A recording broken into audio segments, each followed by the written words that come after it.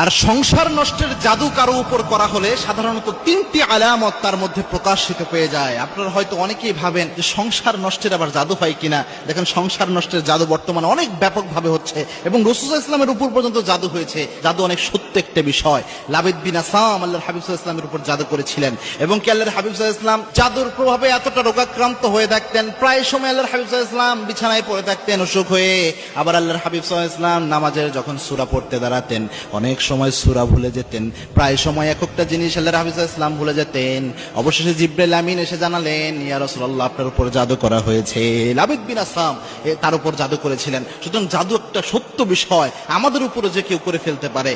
তিনটি আলামত যদি আপনি দেখেন তাহলে বুঝতে পারবেন যে হয়তোবা এমন জাদু করা হয়েছে। তার মধ্যে এক নাম্বার যে আলামতটা সেটা হচ্ছে, যদি এমন দেখেন পারিবারিক জীবন পরিচালনার ক্ষেত্রে যে আপনার স্ত্রী নরম সরম মেজাজের মানুষ ছিল, অত রাগী মেজাজ বদমেজাজি